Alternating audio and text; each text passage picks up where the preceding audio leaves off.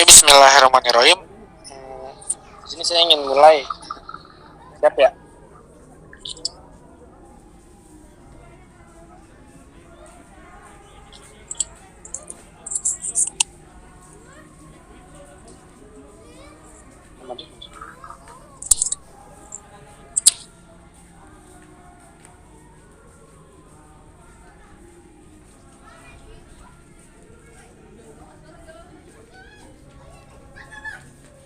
Nah ini hostnya, moderator gue siapa? Agus. Ya gimana sih? Bang Regi ada nggak? Tes hak. Udah bisa di-record belum hak? Udah. Nggak bisa. Udah di-record. Ya bisa kita langsung mulai aja ya. Gimana untuk pembicara Bang Regi? Mohon maaf. Oke. Cuma Oke, ini gue belum bisa share screen. Oh iya Bang, nanti kirim aja ke moderator satu kali Bang, ntar ditampilin. Atau gimana?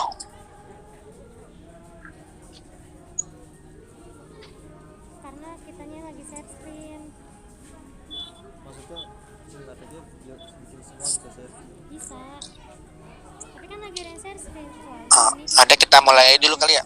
Persingkat waktu. Assalamualaikum warahmatullahi wabarakatuh. Waalaikumsalam warahmatullahi wabarakatuh. Nah, pertama-tama saya ingin memperkenalkan diri saya dulu sebagai moderator. Nama saya Gus Rildi Firman Nurjaman dan teman saya Al-Haq Ramadan. Dan ingin membahas tentang penanganan cedera pertama pada permainan futsal. Dan di sini ada pengisi materinya. Yang pertama, Bang Regi Zulfikah. Sebelumnya terima kasih Bang sudah meluangkan waktunya untuk mengisi materi ini. Dan yang kedua ada Bang Ahmad Tamadi selaku pengisi materi tentang permainan futsal sendiri. Dan sebelumnya terima kasih juga Bang untuk Bang Ahmad Tamadi untuk meluangkan waktunya untuk mengisi materi ini. Yang pertama-tama kita perkenalkan dulu CV dari Bang Regi selaku pengisi materi dari materi PPCO. Nah ini nama panjang Bang Regi sendiri dari Regi Zulfika dan tempat tanggal lahirnya di Jakarta 7 Oktober tahun 2000. Gue tua, Pak. Lalu alamatnya di Jalan Balai Rakyat Kayu Tinggi nomor 20 RT 904 Cakung. Dan lalu ada riwayat pendidikannya sekolah dasar di Cakung Timur 01 pada tahun 2006 sampai 2012. Lalu sekolah menengah pertamanya di MTSN 38 Jakarta Utara di 2012 sampai 2015. Lalu di SMK Dinamika Pembangunan 1 Jakarta pada tahun 2015 sampai 2018. Dan sekarang masih berkuliah di Universitas Islam 45 Bekasi tahun 2018 sampai 2022. Nah, di sini ada lisensi keahliannya. Yang pertama adalah lisensi 1 Nasional Sport Message and Cedera Olahraga yang disingkat PTOI. Lalu ada lisensi level 1 Nasional Terapi Cedera Olahraga dan Kinesiotaping atau LKP. Nah, pekerjaannya saat ini adalah mengajar di STT Al-Azhar Jaya Indonesia 2000 sampai sekarang dan Mesyur dari 2021 sampai sekarang.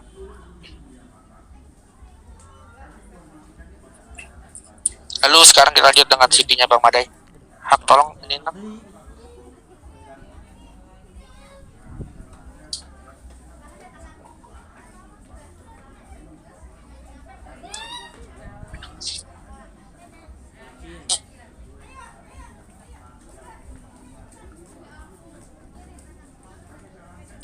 Halo, tes hak.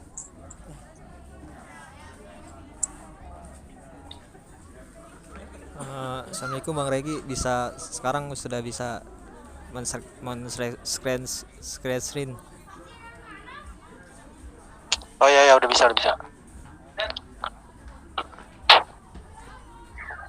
Ini langsung saya apa gimana nih? Sebentar dulu Bang, saya bacain CV pemateri satunya lagi Bang. Sebentar. Oh ya.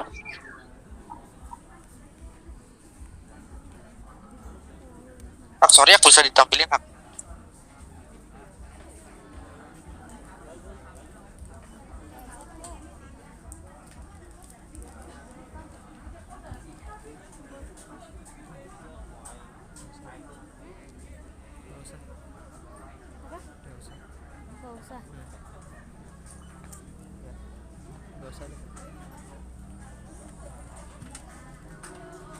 Kalau maaf sebentar.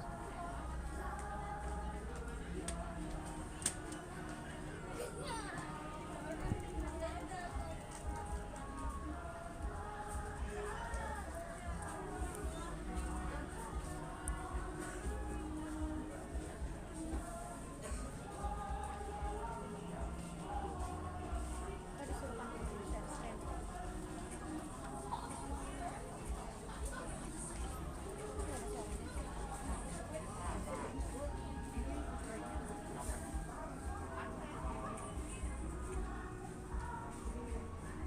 Ini saya bacain aja.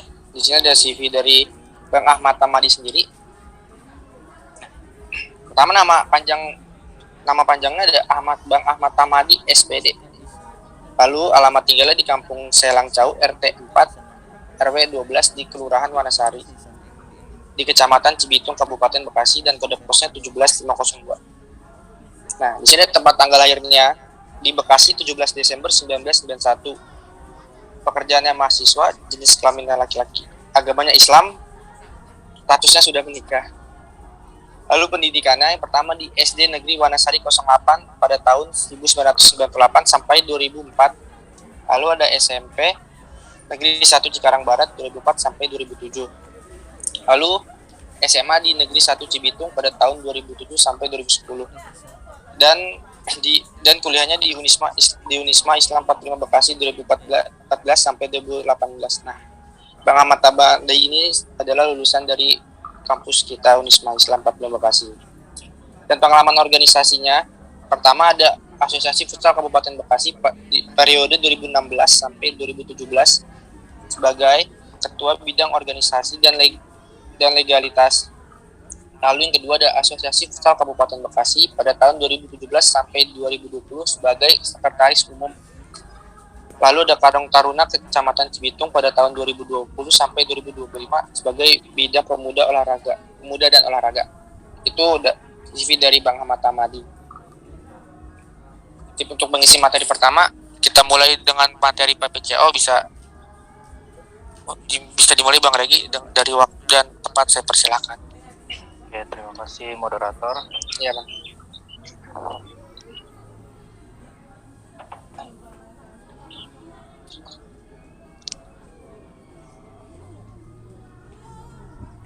Assalamualaikum warahmatullahi wabarakatuh. Kenalkan, nama saya Regi Zulfikah. Di sini saya akan membawakan materi tentang penanganan pertama cedera olahraga. Nah, ini tadi biodata singkat saya yang sudah dipaparkan oleh moderator. Nah, saya juga kebetulan founder saya sebagai terapis juga. Di sini ada lisensi saya dan saya ada membuat terapi cedera olahraga. Nah, bisa dicek IG-nya di terapi cedera olahraga. Oke, lanjut. Nah, lanjut kita ke penanganan pertama pada cedera olahraga. Sebelumnya suara saya kedengeran? Dengeran Bang. Oke. Dengeran Bang. Apa sih itu cedera olahraga? Nah, jadi cedera olahraga itu bisa dikatakan adalah seluruh kejadian cedera yang terjadi akibat dari partisipasi olahraga. Nah, artinya semua kejadian olahraga cedera, misalkan semua kejadian cedera di dalam olahraga, sekecil apapun cedera itu bisa dikatakan sebagai cedera olahraga. Nah, adapun nanti cedera olahraga dibagi beberapa macam dan penyebabnya. Oke. Nah, di sini ada penyebab dari cedera olahraga itu sendiri. Yang pertama ada kecelakaan. Nah, kecelakaan ini mungkin karena kita tadi bahasnya di futsal, mungkin saya bahas di futsal, di ranah futsal aja ya. Untuk kecelakaan di futsal itu biasa terjadinya benturan antar pemain atau ketika menyundul posisi kaki kurang siap atau jatuhannya itu kurang siap lah gitu. Nah, terus teknik yang salah. Nah, di sini ada juga teknik yang salah, mungkin ketika menendang salah menggunakan tekniknya. Terus pemanasan yang kurang. Nah, ini salah satu yang sering terjadi ketika cedera olahraga, yaitu pemanasan yang kurang. Pemanasan yang kurang ini berakibat fatal juga bagi pemain itu sendiri. Nah, jadi makanya pemanasan itu sangat penting dalam melakukan olahraga apapun itu. Baik olahraga futsal tentunya, karena fisiknya itu keras ya, benturan fisiknya. Nah, yang keempat ada peralatan olahraga yang kurang memadai. Nah, peralatan olahraga yang kurang memadai mungkin dari, kalau futsal itu mungkin dari lantainya ya, yang mungkin licin, atau kalau misalkan pakai sintetis itu rumputnya terlalu kasar atau gimana. Nah, itu bisa juga mempengaruhi. Nah, ini terakhir ada benturan. Nah, di futsal ini sering terjadi benturan, sering banget terjadi benturan. Makanya sering rentan terjadinya cedera olahraga di dalam olahraga futsal itu sendiri. Nah, oke. Kita next. Nah, mungkin dari sini penyebabnya teman-teman sudah bisa memahami lah ya, karena ini sering terjadi di, mungkin teman-teman juga pernah mengalami, baik itu kecelakaan, teknik yang salah, pemanasan yang kurang, terus peralatan yang kurang memadai, dan benturan. Itu mungkin teman-teman ada yang sudah pernah merasakan dari penyebab-penyebab ini ketika terjadi cedera olahraga. Lanjut. Nah, cedera olahraga tersering. Nah, biasanya cedera olahraga itu terjadi adanya karena cedera otot atau tulang. Biasa banget ini cedera otot atau tulang itu sering banget terjadi di olahraga. Assalamualaikum, maaf Bang Reki. Ini screennya nggak ini Bang. Screennya nggak gerak. Masih di biodata aja, mohon maaf. Oh, masih di biodata aja ya? Iya, mohon maaf Bang. Oh, di saya udah jalan sih soalnya. Oke. Maaf ya Bang. Diulangin lagi. Ya, langsung. Nah, baru jalan. Ada di sini ya? Ada. Tadi sampai di ini tadi penyebabnya. Terus apa sih tadi itu cedera olahraga? Lalu ke penyebabnya ada kecelakaan, teknik yang salah, pemanasan yang kurang, peralatan olahraga yang kurang memadai, terjadinya benturan. Nah, ini sering terjadi penyebab-penyebab dari cedera olahraga itu sendiri.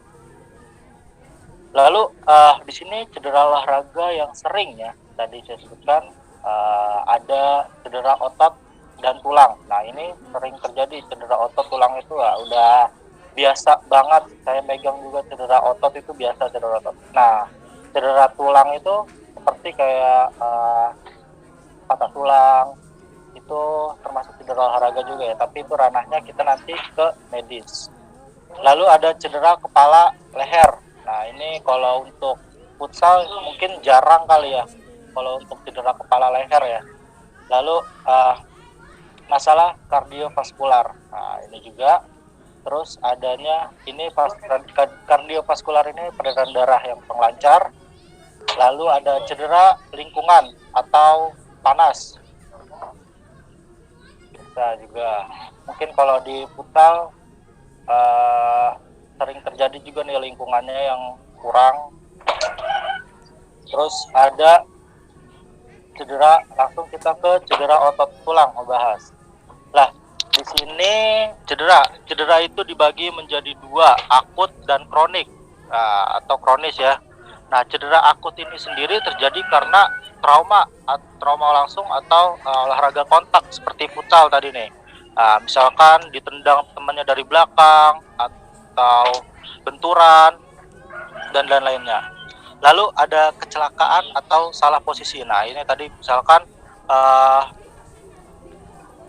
mau menyundul bola, terus lompat, terjadinya lompatan. Nah, posisi pada saat jatuhannya salah, mungkin itu bisa terjadi cedera.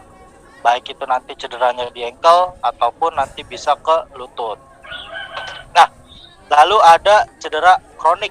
Nah, cedera kronik ini bisa dikatakan sebagai overload, overuse, atau salah teknik. Nah, ini juga termasuk cedera. Overload, overuse mungkin dari teman-teman yang sering main tarkam di sini itu sering terjadi nih overuse. Overuse, nanti overuse itu bisa terjadi adanya strain atau spasme, ketegangan pada ototnya.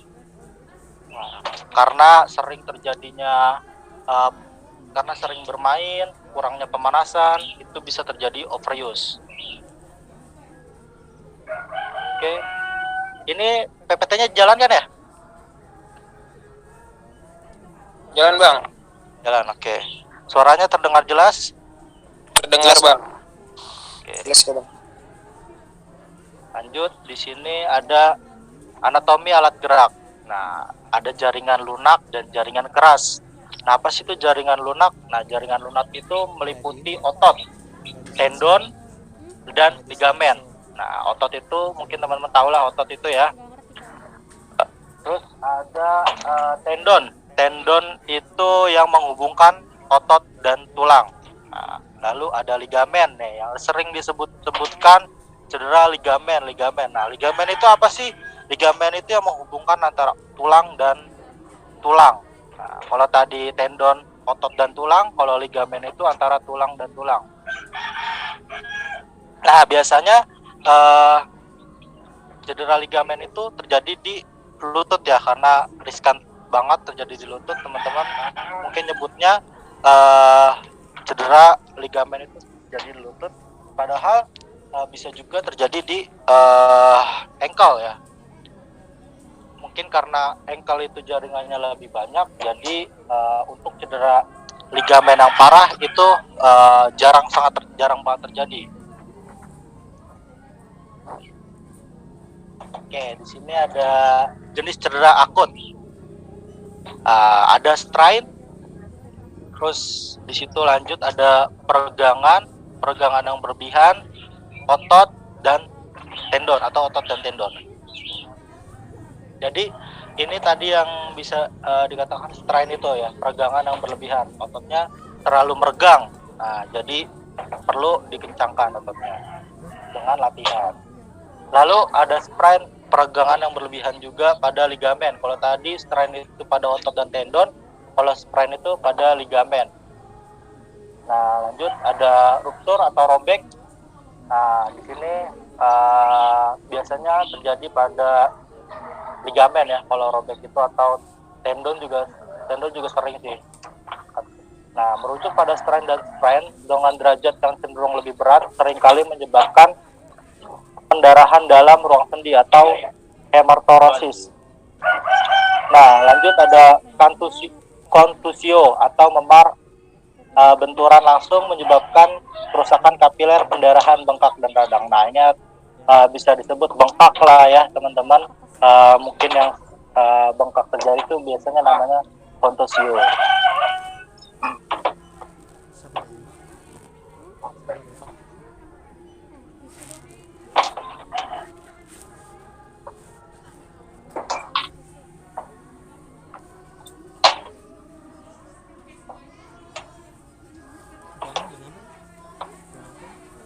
Oke, dilanjut ada tadi penjelasannya sprain. Nah, sprain ini atau bisa disebut dengan cedera yang disebabkan adanya peregangan yang berlebihan sehingga terjadi cedera pada ligamen. Nah, terus di sini gejalanya ada nyeri, bengkak, hematoma, atau bengkak lah, ini sama aja ya. Tidak dapat menggerakkan sendi, kesulitan untuk menggunakan ekstremitas yang cedera, artinya tidak bisa menggerakkan kakinya yang cedera. Posisi kakinya yang cedera nggak bisa digerakkan. Nah, ini kalau terjadi sprain. Nah, di sprain itu ada tingkatannya juga. Ada grade 1, grade 2, dan grade 3.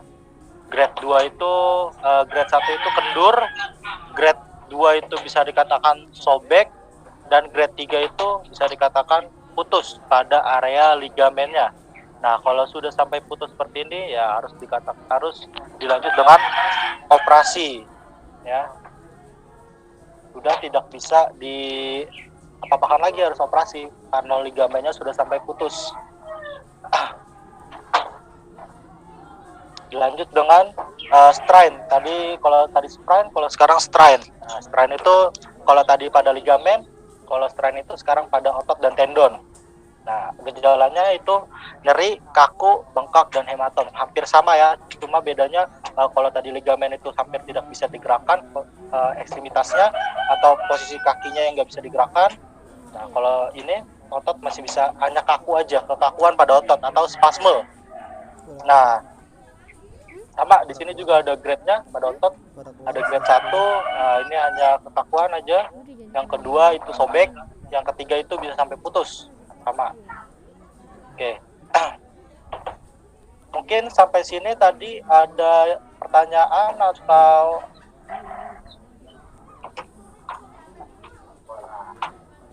ada pertanyaan sampai sini?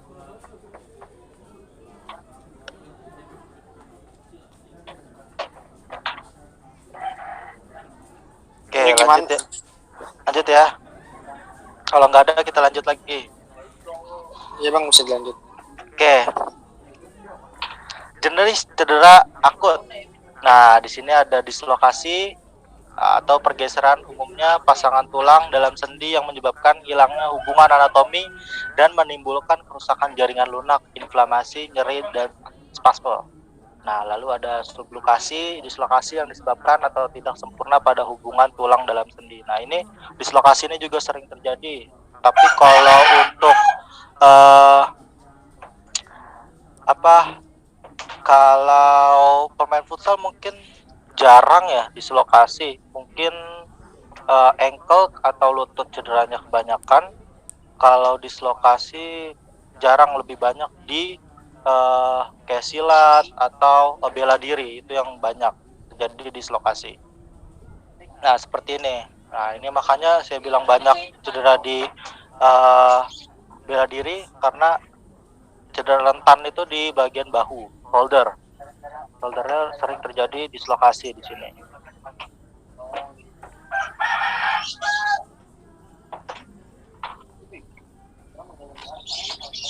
Oke, di sini ada jenis cedera atau kronis. Nah, di sini ada tendinopati, radang atau inflamasi pada tendon yang menimbulkan jaringan parut.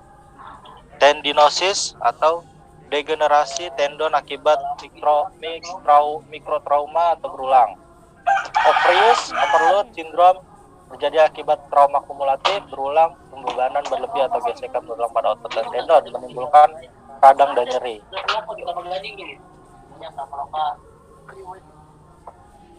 Oke, kita ke materi inti, yaitu tadi kalau tadi itu jenis-jenis cederanya. Sekarang kita ke bagaimana penanganan pertama pada cedera olahraganya. Mungkin teman-teman sudah pada paham ya, karena mahasiswa dan abang tadi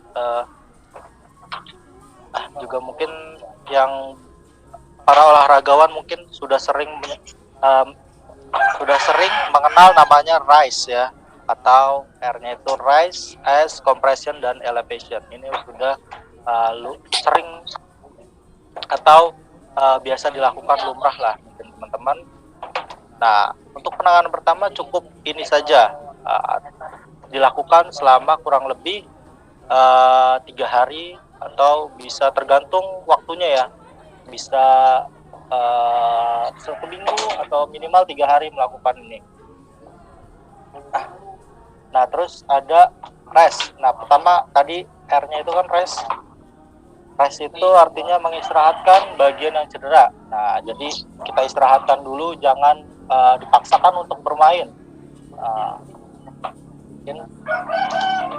Karena banyak yang atlet-atlet sekarang tuh banyak memaksakan. Sudah tahu cedera masih memaksakan untuk tetap bermain. Sok kuat lah ya. Padahal itu tidak baik untuk cederanya, karena nanti akan menimbulkan cedera yang lain takutnya, atau menambah cederanya. Terus rest ini bertujuan untuk apa? Jadi rest ini bertujuan untuk mencegah agar cedera tidak bertambah parah. Nah, ini dia. Tadi jangan dipaksakan karena nanti akan bertambah parah cederanya.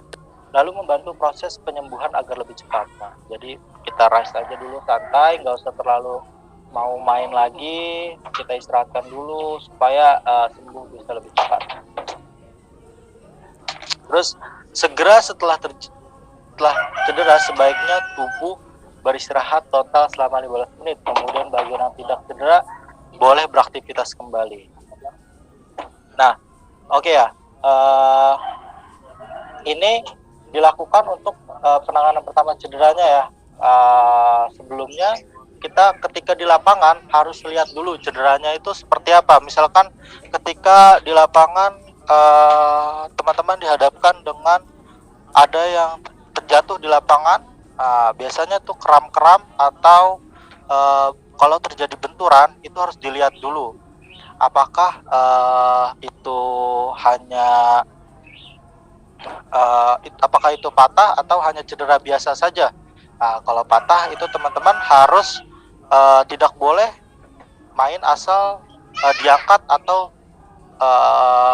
diapa-apakan dulu. Jadi ditidurkan dulu teman yang cedera, baru kita reposisi dulu tulangnya. Seperti itu, jangan langsung diangkat ketika berada di lapangan. Makanya kita harus melihat dulu cederanya itu seperti apa di dalam lapangan. Kita amati dulu cederanya seperti apa, baru kita lakukan eksekusi.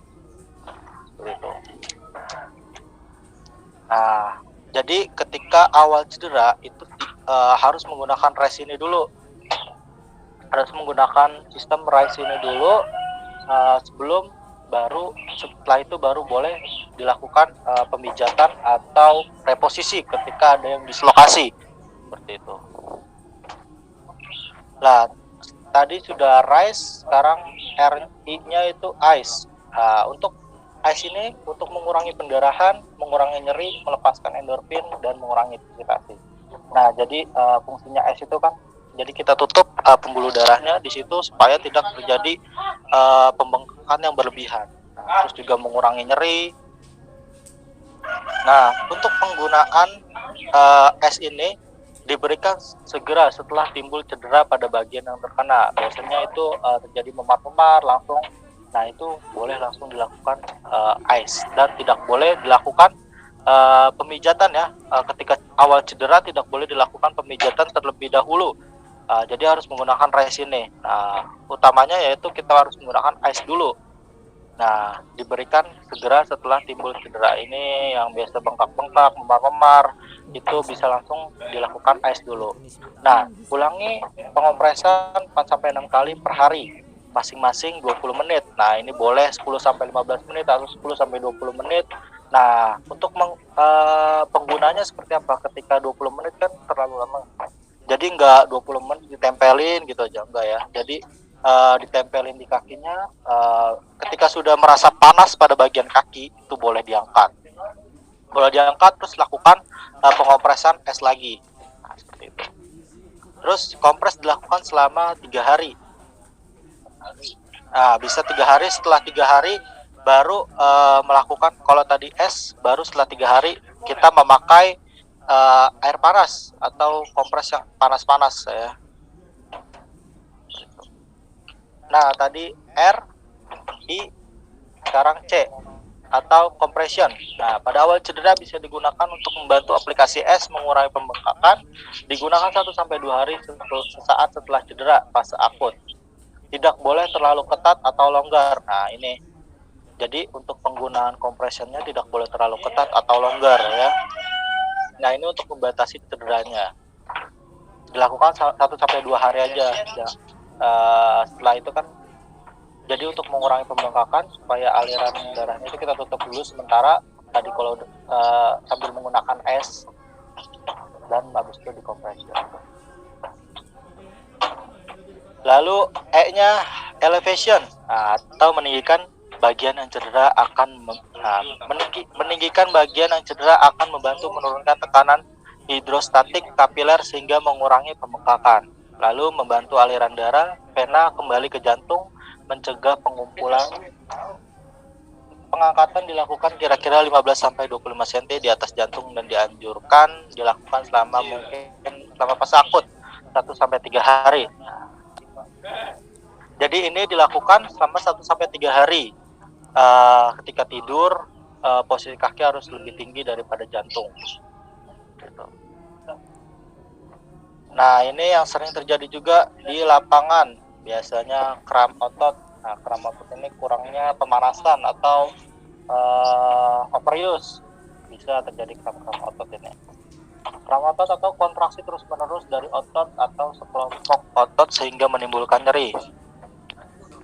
Ketidakseimbangan elektrolit, kurang pemanasan atau pendinginan, gangguan sirkulasi, abnormalitas kontraksi relaksasi pada serabut otot. Nah, ini tadi yang sering terjadi itu ya ini, kurang pemanasan atau pendinginan jadi menyebabkan kram otot.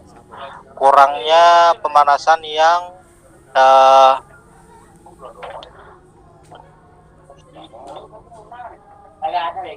oke, lanjut kita ke ini masih kram otot. Hindari kalau kram itu tidak boleh dikompres es ya.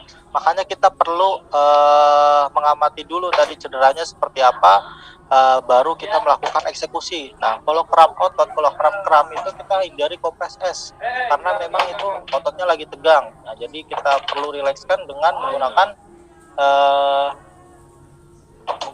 yang hangat, yang panas-panas. Nah, regangkan, hindari kompres es, regangkan otot sampai kejangnya hilang. Nah, regangkan, jadi perlu dilakukan seperti ini nih, seperti gambar.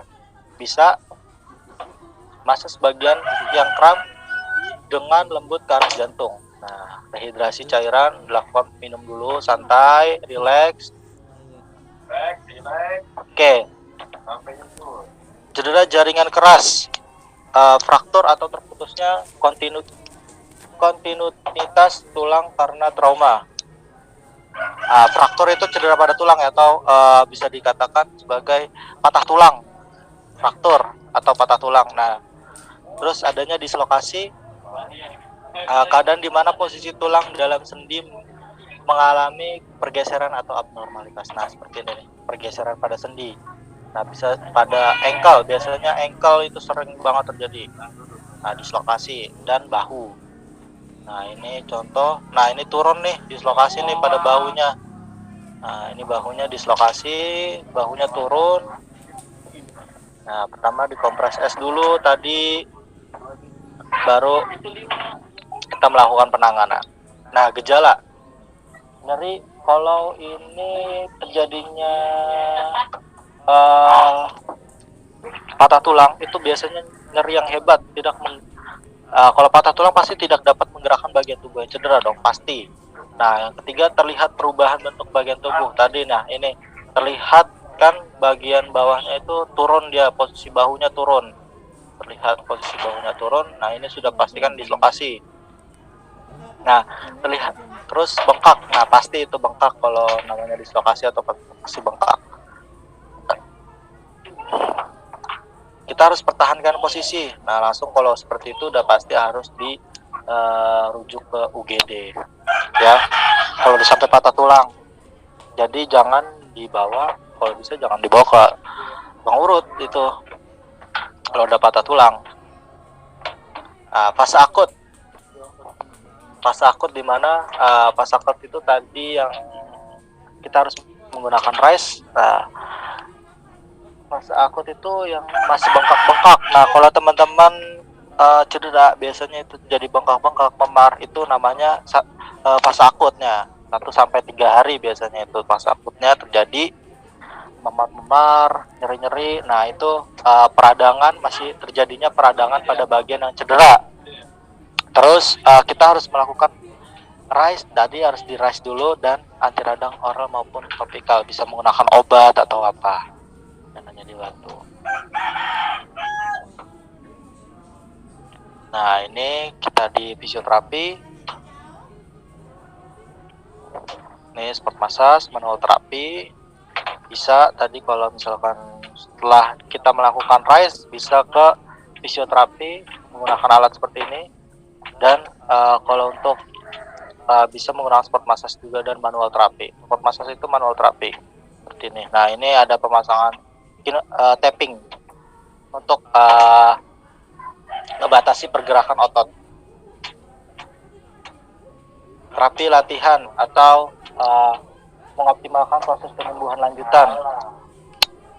bisa dikatakan sebagai latihan penguatan.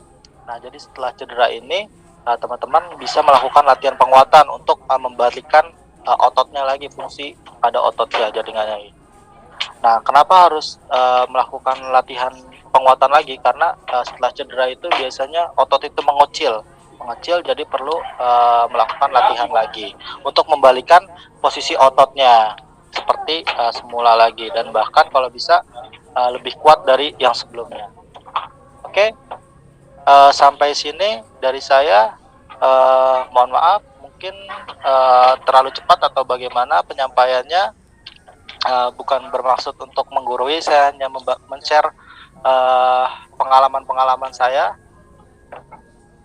Jadi itu saja, mungkin kalau ada pertanyaan bisa ditanyakan. Moderator. Pertama terima kasih Bang atas materinya. Kita jadi dapat banyak istilah baru nih tentang cedera nih. Kayak tadi avarius, diskolasi atau fraktur. Nah, di sini saya lemparkan ke audiens, ada yang ingin bertanya tentang atau sharing-sharing pengalaman cederanya nih. Dulu pernah cedera kok gini. Bisa langsung ditanyakan aja langsung gitu. Boleh tuh. Silakan kalau ada yang mau bertanya, bisa sharing-sharing cerita cederanya dulu. Bisa langsung ditanyakan. Silakan. Ingin bertanya, Bang? Oke, siap. Siapa tuh? Ariel, Bang, Ariel. Ya, saya mau nanya gini Bang, dulu kan saya sempat ankle tuh Bang ya.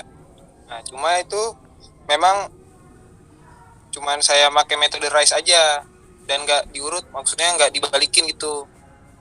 Nah sampai sekarang memang ankle saya jadi kambuh-kambuhan tuh Bang. Suka cedera gitu kalau misalnya ankle kagetan gitu, maksudnya kesleo dikit langsung kambuh lagi ankle-nya. Nah itu sekarang cara untuk biar setidaknya untuk tidak kambuh-kambuhan lagi. Nah itu bisa karena ankle itu memang kondisinya seperti itu ya. Jadi ketika cedera didiemin pun itu sudah merasa tidak sakit, biasa aja gitu. Nah cuman setelah lama kelamaan mungkin nanti baru berasa tadi seperti yang abang bilang tadi, merasa kambuh-kambuhan seperti itu. Nah, kenapa bisa seperti itu? Mungkin karena tadi yang sakitnya itu hilang itu karena peradangannya. Tadi kan makanya saya bilang ada peradangan kan ya. Nah, peradangan itu yang merasa sakitnya. Jadi udah lewat fase itu terjadilah spasme. Nah, tadi kan disampaikan spasme atau ketegangan pada ketika cedera itu pertama terjadinya peradangan. Setelah jadi peradangan baru meninggalkan spasme atau ketegangan pada ototnya. Nah itu yang belum rilis sebenarnya dari ankle-nya, dari ototnya, ankle-nya. Nah mungkin untuk solusinya ya direposisi, karena mungkin ada bagian sendi yang belum pas gitu, direposisi. Karena banyak juga pasien saya seperti itu yang udah ngerasa enak nih. Nah, tapi setelah main beberapa lama dia merasa sakit lagi gitu, kambuh-kambuhan. Gitu. Banyak yang seperti itu. Siap Bang, masih Bang. Ya. Ya, terima kasih sama-sama. Nah, audiens yang lain apa ada yang bertanya lagi atau sharing-sharing pengalaman? Jangan malu-malu, mumpung ada ahlinya gitu. Bisa langsung tanya-tanya aja buat pencegahannya gimana, kenapa kayak gini gitu. Bisa langsung tanya aja, nggak usah malu-malu.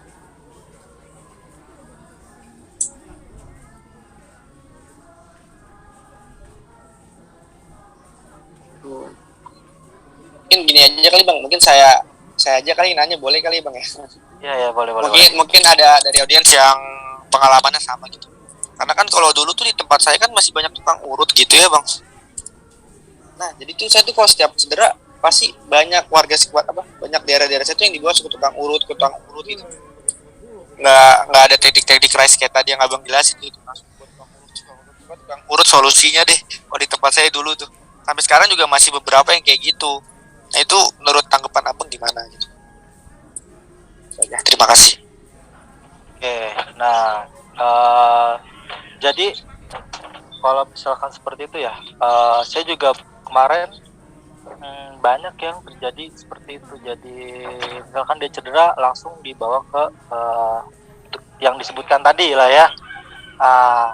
Jadi dia langsung dilakukan pemijatan. Nah itu sebenarnya dilarang banget untuk langsung melakukan pemijatan ketika awal terjadi cedera.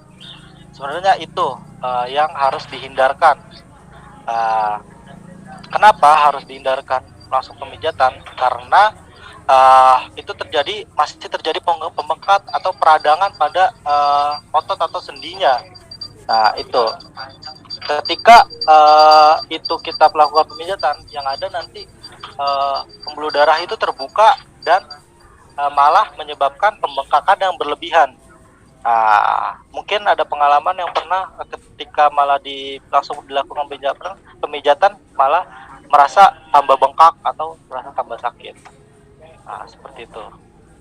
Jadi kenapa bukannya menyalahkan ya, tapi memang kondisinya seperti itu. Jadi tidak bisa langsung dilakukan pemijatan gitu. Nah, kenapa? Karena saya pernah ngobrol juga sama yang tukang urut seperti itu, dia langsung melakukan pemijatan ketika cedera karena menurut dia itu memang harus dilakukan pemijatan seperti itu. Namun dia tidak menjelaskan kenapa harusnya. Nah, itu pemahaman mungkin di luar pemahaman saya ya untuk seperti itu. Oke, mungkin itu jawaban dari saya. Siap. Makasih Bang. Ya. Mungkin ini untuk audiens ada yang mau tanyakan lagi, atau kalau tidak kita mau lanjut ke pemateri selanjutnya gitu tentang materi futsal ya.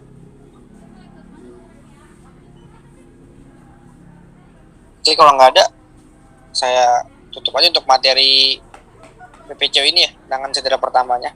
Kita tutup aja. Dok Bang Regi, terima kasih Bang telah mengisi materi PPCO ini dan meluangkan waktunya. Terima kasih banyak. Saya selaku moderator kedua dan mewakilkan moderator pertama ucapkan terima kasih banyak untuk Abang. Ya, sama-sama. Terima kasih juga. Mohon maaf apabila ada perkataan yang salah atau yang kurang.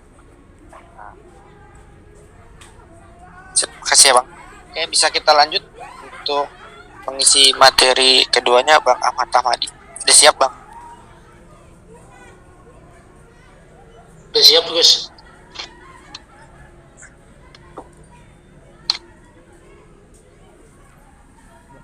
Oke, bisa dimulai Bang?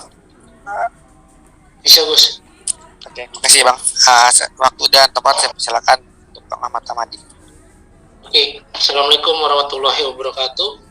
Waalaikumsalam warahmatullahi wabarakatuh. Ya, perkenalkan, ya nama saya Ahmad Tahmadi. Ya, mungkin teman-teman di futsal, terutama di futsal Bekasi, lebih kenalnya dengan sebutan Bang Madai. Karena memang itulah saya dipanggil sama teman-teman futsal. Ya, mungkin saya di sini bukan menggurui tentang futsalnya ya, karena kemungkinan besar di sana ada yang lebih hebat dari saya. Cuman saya di sini hanya membantu teman saya Agus Rialdi untuk tugas KKN-nya, dan saya juga salah satu dari alumni Unisma juga 2018. Ya, mudah-mudahan teman-teman di sini bisa sedikit banyaknya dapat sesuatu ilmu walaupun sedikit dari saya. Ya, mungkin itu aja untuk pembukaan dari saya. Udah Gus? Siap Bang. Udah. Ya. Bisa dilanjut. Ya mungkin kalau untuk saya pribadi, materinya Gus yang Agus kirim ke Abang. Ya, saya share. Iya. Ntar saya kirim dulu Bang ke teman saya. Iya, nggak apa-apa sambil kita ngobrol aja. Nah, jadi untuk tadi sudah dijelaskan sama Bang Regi untuk masalah cedera apa aja yang ada di futsal, dan tadi juga alhamdulillah saya dapat ilmu baru dari Bang Regi tentang penanganan cedera-cedera dan cedera apa aja yang ada di futsal dan olahraga-olahraga yang lain. Karena jujur pribadi ketika saya kuliah di Unisma, ketika mata kuliah PPCO itu pribadi saya jarang hadir karena memang ada kegiatan di luar daerah untuk futsalnya. Nah, jadi alhamdulillah saya dapat ilmu hari ini dari Bang Regi. Ya, saya juga harus banyak dapat ilmu dari teman-teman untuk saya pribadi sebagai pelatih. Karena ketika kita jadi pelatih, ya secara tidak langsung kita juga harus tahu untuk overload latihan pemain. Jadi tidak serta-merta kita egois untuk materi latihan kita, karena setiap pemain itu ada batasannya. Apalagi untuk sekarang pemain-pemain muda kita yang dibilang Bang Regi tadi, banyak yang pada tarkam sana sini. Nah itu jadi overload untuk otot. Nah itu yang harus diperhatikan. Dan ditambah lagi untuk pemain-pemain muda atau pemain-pemain futsal lah yang main fun game atau benar-benar untuk kompetisi dan event-event itu, mereka sering mengabaikan yang namanya untuk pemanasan dan pendinginan setelah olahraga. Nah itu yang kemungkinan bisa jadi salah satu penyebab yang membuat cedera itu untuk si pemain itu sering terjadi, dan memaksakan untuk yang dibilang Bang Regi tadi, memaksakan untuk ketika cedera pengennya main, memaksakan diri. So kuat lah yang dibilang Bang Regi tadi. Ya mungkin bukan yang dibilang Bang Regi, termasuk saya pun bilang ya so kuat pemain. Karena yang tahu itu memang si pemain pribadi sendiri. Cuman balik lagi, setiap manusia, setiap otot dan tulang itu punya batasan. Jadi kita sebagai yang punya juga harus tahulah untuk batasannya seperti apa. Oh ya, ini udah di screen untuk materinya. Mungkin ya cuma sedikit karena memang pribadi untuk masalah cedera ini bukan saya ahlinya. Tadi sudah dipaparkan sama Bang Regi. Ya mungkin saya cuma menambahkan sedikit ya, walaupun nanti sedikit banyaknya ada kekeliruan atau enggak ya nanti kita bakal bahas bareng-bareng. Karena nanti kalau bertanya tentang cedera ya nanti ada ahlinya, tadi ada Bang Regi. Kalau untuk masalah latihan futsalnya, nah baru mungkin saya latihan futsalnya dan strategi futsal, nah itu adanya di saya sebenarnya. Seharusnya tadinya di sini saya cuma nambahin sedikit ya. Jadi ya kita mulai ya. Ya di sini bolehkah tetap olahraga ketika cedera? Ya tadi sudah dijelaskan sama Bang Regi sebagai ahli mesyur. Ya seharusnya ya memang di sini mengalami cedera ketika berolahraga merupakan hal yang wajar. Beberapa orang dapat mengalami cedera seperti nyeri lutut maupun sakit punggung akibat olahraga. Hanya saja banyak orang, terutama kelompok atlet, yang tetap memaksakan diri untuk tetap berolahraga meski sedang mengalami cedera. Nah ini yang tadi dibilang Bang Regi selaku ahli dari mesyur, ya seharusnya setiap atlet ini mengetahui untuk batasannya. Ya kalau memang sudah cedera, ya alangkah baiknya untuk beristirahat. Karena ketika dia memaksakan akan terjadi yang namanya cedera tambahan.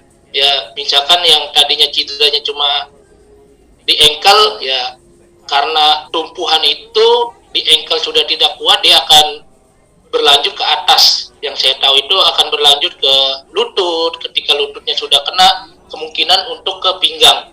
Nah ini yang tadi dibilang sama Bang Regi, alangkah baiknya ketika kita cedera kita harus beristirahat. Karena kalau dipaksakan ya akan berakibat fatal untuk si atlet sendiri. Next Gus.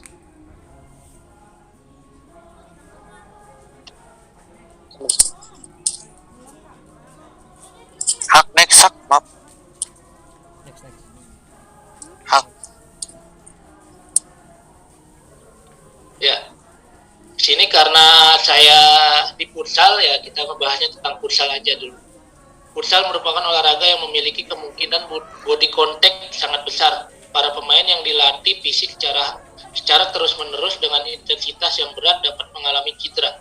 Cedera olahraga futsal merupakan cedera yang timbul baik saat latihan maupun pertandingan, ataupun sesudahnya dapat disebabkan oleh faktor dari dalam atau faktor dari luar.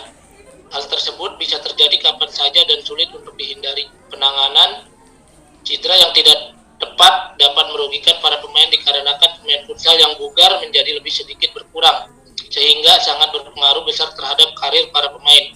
Tidak menutup kemungkinan cedera tersebut akan berlanjut atau semakin parah, bahkan sampai menimbulkan kecacatan dikarenakan para pemain yang tidak mengetahui bagaimana penanganan cedera secara tepat dan benar.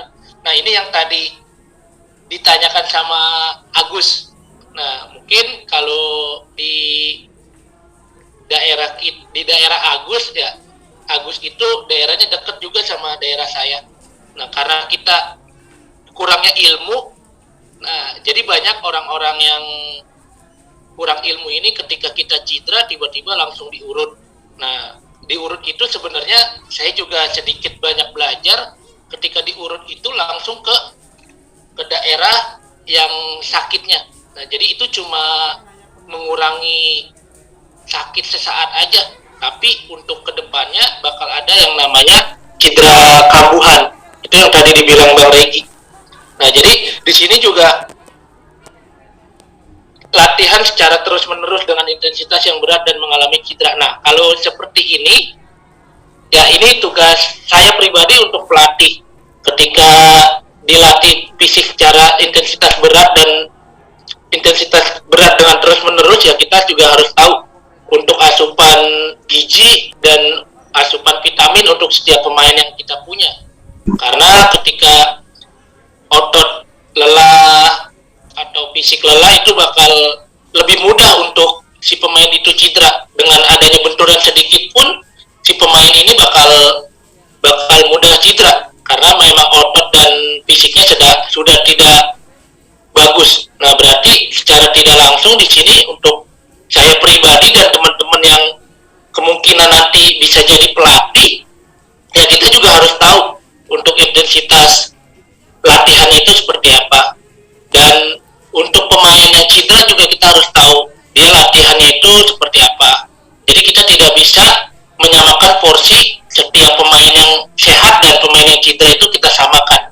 Nah, jadi kita harus benar-benar sama, dan kita harus bukan sama, kita harus tahu sebagai pelatih dan mungkin sebagai guru olahraga, dan saya pribadi pun ya saya juga mengajar di salah satu SMA untuk olahraga. Ya secara tidak langsung kita juga harus tahu murid kita itu siap enggak untuk berolahraga, untuk melakukan gerak-gerak yang harusnya kita latih nantinya.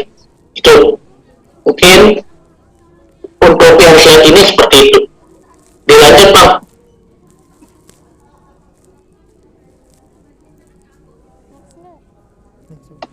Dilanjut aja Gus.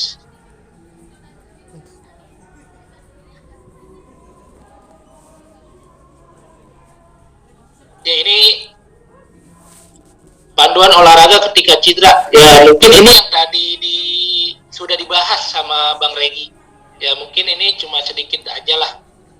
Ya yang pasti tadi sudah ada rules kesemuanya. Ketika di sini cedera lutut, apa yang harus kita lakukan? Terus ada cedera punggung, apa yang harus kita lakukan? Terus cedera pergelangan kaki atau ankle yang tadi sudah dijelaskan sama Bang Regi. Ya, alangkah baiknya ketika memang kita sudah mengalami cedera yang ada di salah satu ini antara lutut, punggung dan pergelangan kaki itu, ya memang bukan dianjurkan lagi, tapi harus diistirahatkan. Karena ketika memang kita paksakan, ya jadi nanti bakal ada yang namanya itu cedera yang berkelanjutan. Ya entah itu bisa jadi cacat permanen atau seperti apa.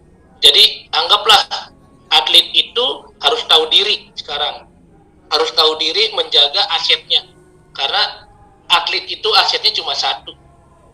Kaki atau tubuhnya dia. Ketika dia sudah tidak bisa melakukan gerak dengan optimal, ya secara tidak langsung dia sudah selesai karirnya. Ya mungkin di sini juga ada beberapa teman Agus lah, karena Agus ini pribadi, Agus ini salah satu atlet kita, atlet di Kabupaten Bekasi, di cabur futsal di 2017, salah satu pemain andalan kita di Porda waktu itu. Cuman karena memang ada sedikit kendala sedikit yang tadi dibilang Agus, karena ketika cedera diurut yang salah, penanganan yang salah, ya jadi seperti itu. Bukan cuma Agus, mungkin hampir semua pemain sih, karena yang kita tahu dari orang-orang terlebih dahulu ya seperti itu, ketika ankle atau apa kita langsung diurut. Nah itu jadi mindset yang harus memang kita bareng-bareng mengubah, karena ketika pelatih berbicara pun kalau lingkungannya menganjurkan seperti itu, mereka bakal mengikuti dengan lingkungannya. Jadi kalau bisa balik lagi ke si pemain tersebut untuk menjaga asetnya pribadi, menjaga asetnya tersebut, ya. Jadi biar dia bisa optimal latihan, bisa optimal untuk pertandingan dan lain-lain. Lanjut. Ini cara menguatkan otot ligamen lutut setelah cedera. Nah, mungkin kalau tadi kan Bang Regi untuk ngebahasnya masalah cederanya, untuk penanganannya. Nah, kalau ini untuk recovery-nya. Nah, recovery untuk ketika setelah cederanya. Nah, di sini ada yang namanya menguatkan otot ligamen lutut setelah cedera. Nah, sebenarnya yang tadi dibilang Bang Regi, ligamen itu bukan cederanya cuma di lutut aja, tapi di bagian pergelangan atau ankle juga ada. Cuman ya kita karena orang awam, teman-teman di pemain ini bilangnya, wah kalau udah cederanya di lutut, ya itu ligamen. Sebenarnya ya yang tadi dibilang Bang Regi, nggak semuanya di lutut itu ligamen.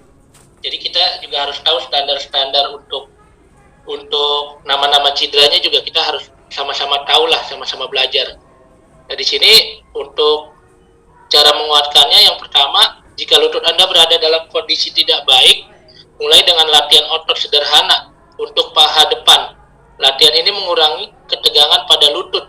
Caranya ialah dengan berbaring telentang di lantai atau permukaan datar lainnya. Tekuk satu lutut dan tepatkan telapak kaki Anda lurus di lantai. Lalu diangkat kaki yang tidak menekuk dan jaga untuk tetap lurus. Lakukan gerakan ini pada kaki yang berlawanan, ulangi 10-15 kali untuk 3 set.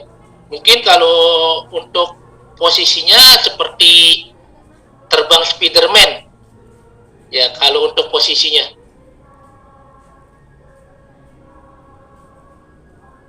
Nah, untuk yang kedua, melakukan hamstring curls, atau hamstring adalah otot-otot belakang paha Anda. Nah, jadi ini kalau hamstring itu sering terjadi ketika pemain kurang pemanasan.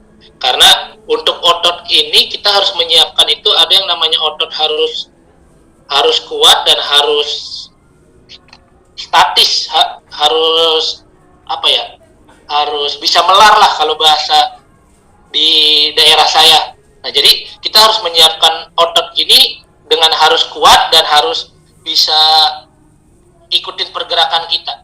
Nah, kalau untuk cedera hamstring ini sering terjadi karena kita memaksakan untuk otot paha kita bekerja ekstra. Ketika memang kita sudah lelah, kita paksa untuk lari.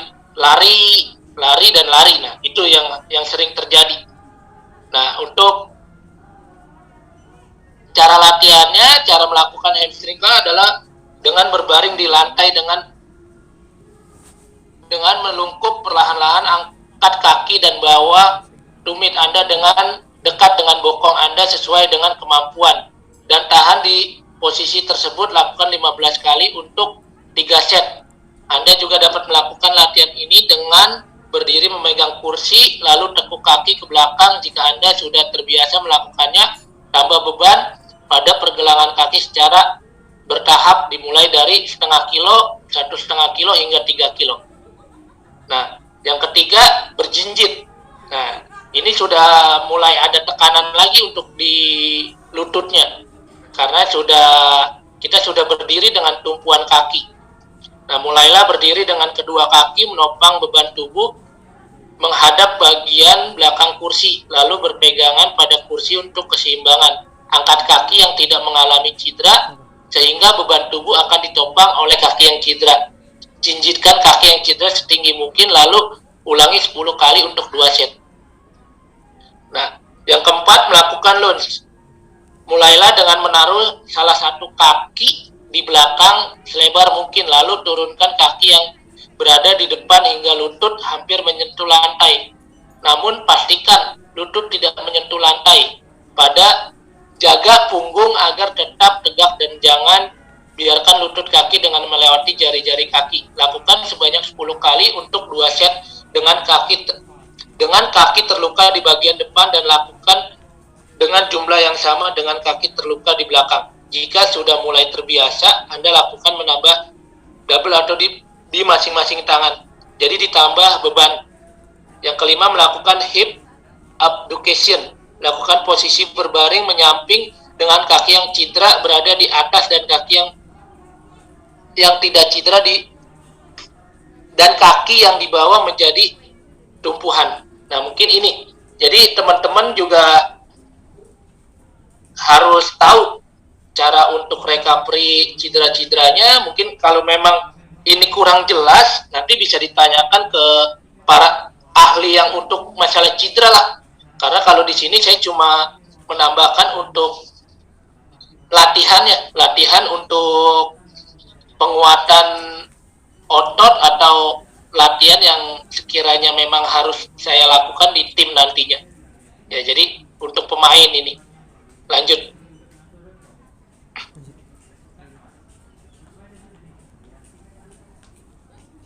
Latihan untuk pergelangan kaki atau ankle. Umumnya latihan rehabilitasi untuk pergelangan kaki dimulai dengan gerakan tanpa berdiri, tanpa menahan berat badan, kemudian berlanjut ke gerakan-gerakan yang dilakukan sambil menahan sebagian berat badan, hingga latihan yang dilakukan dengan berdiri. Latihan tanpa menahan berat badan, dorsifleksi. Pergelangan kaki adalah gerakan menekuk pergelangan kaki ke arah tulang betis.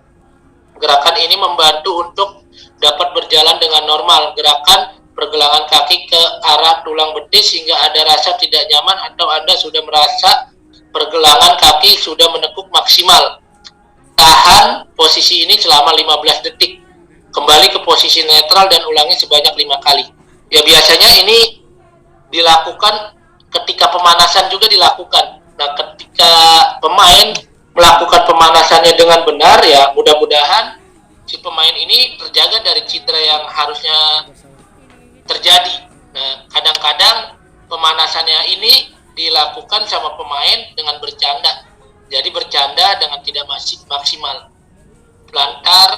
Yang kedua plantar fleksi. Plantar fleksi adalah gerakan mengarahkan ujung kaki ke arah bawah.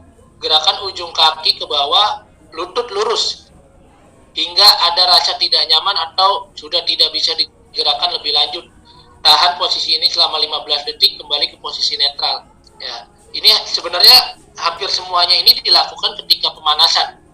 Pemanasan untuk melakukan latihan futsal.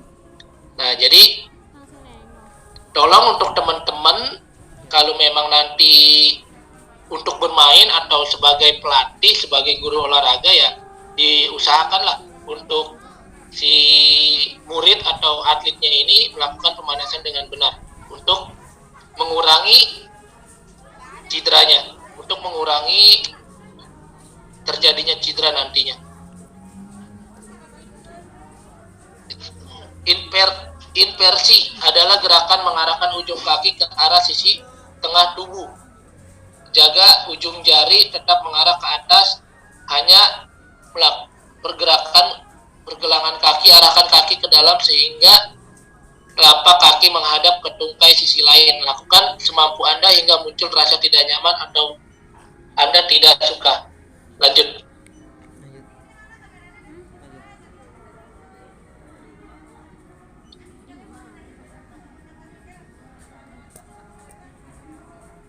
Ya di sini latihan duduk mengangkat betis. Latihan ini membantu memberikan beban pada pergelangan kaki yang cedera dan menguatkan otot di sekitarnya.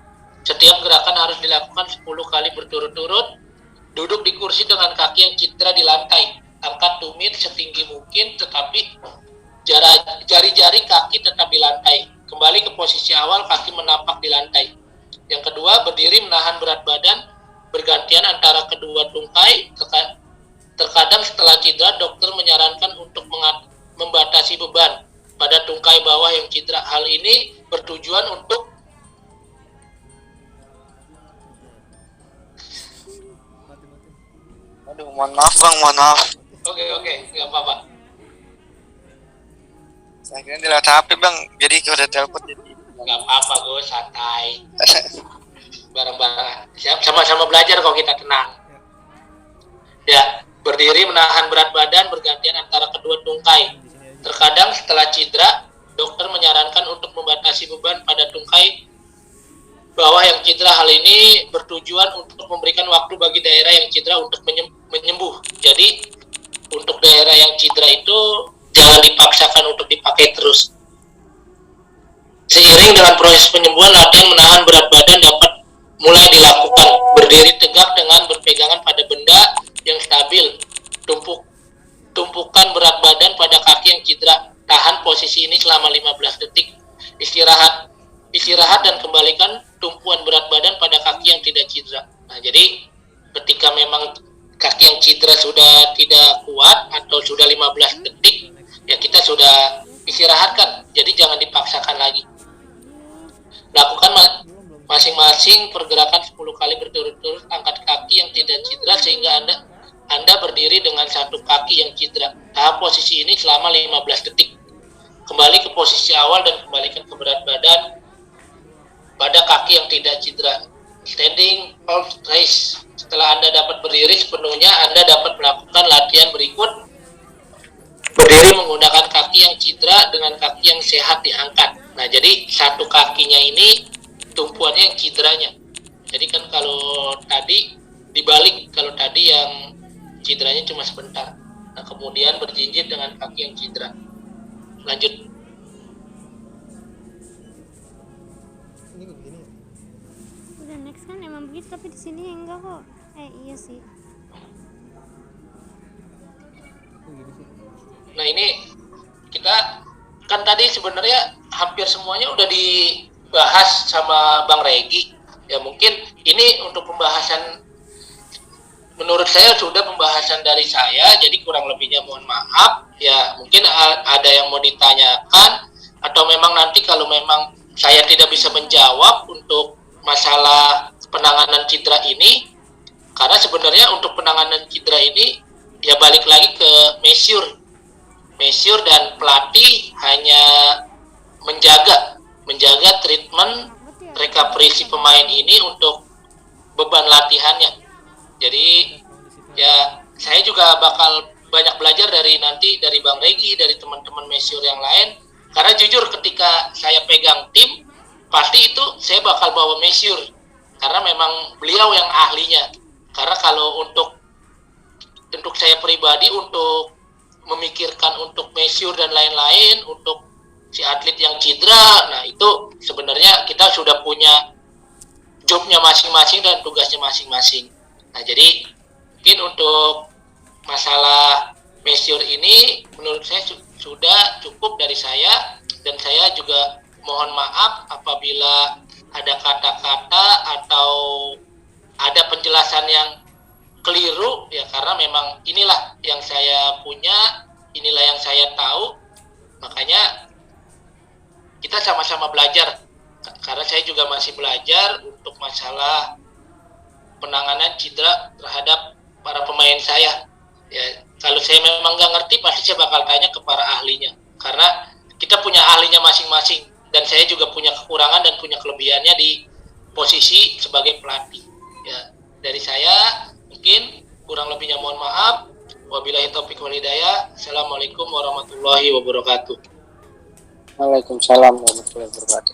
Terima kasih Bang Ahmad Tamadi untuk materinya. Nah, jadi kayak yang tadi bilang Bang Madi tuh, jadi jangan apa-apa tuh jangan kayak terlalu memaksakan. Jadi udah ada porsinya masing-masing. Jadi kayak lagi cedera, udah gatel pengen main nih. Sabar, itu kan ada tadi dijelasin tuh ada cara-caranya buat sembuh kan. Ada cara-cara recovery-nya gitu, biar ntar pas udah pulih main bisa fit lagi gitu. Jadi tetap otot tetap terjaga, jadi nggak letoy lah. Jadi kadang ada yang nggak bisa cedera nih main, dia nggak bisa cedera, pas main kayak letoy gitu kan, ya karena pas cedera nggak dilatih gitu. Ini ada tadi dijelasin cara-cara latihannya gitu pas saat cedera. Itu yang saya tangkap gitu. Ini di sini ada yang mau nanya nggak untuk para audiens? Mumpung masih ada waktunya.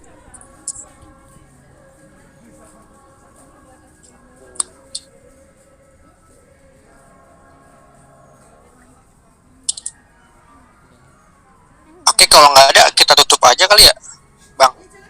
Bang Regi sama Bang Ahmad Tamadi kita tutup aja kali ya. Takutnya Abang ada kesibukan lain juga. Ya, kalau Abang ikutin aku sih. Siap, ini pertama-tama saya ucapkan terima kasih banyak ya Bang untuk para pengisi materi. Pertama untuk Bang Regi, Zulfika, dan Bang Ahmad Tamadi. Makasih udah ngeluangin waktunya, makasih banget. Mungkin kita tutup aja ya. Terima kasih juga untuk para audiens untuk cepat menyempatkan waktunya juga untuk bergabung mendengarkan materi-materi. Alhamdulillah kita juga dapat ilmu-ilmu baru nih dari para pengisi materi kita. Oke, saya selaku moderator Agus Ali Firman dan teman saya Al Haq Ramadan. Mungkin mohon maaf juga banyak kekurangannya tadi, mungkin dari salah-salah kata dan keterlambatan waktunya untuk memulai. Saya minta maaf. Mungkin kita bisa tutup aja ya. Assalamualaikum warahmatullahi wabarakatuh.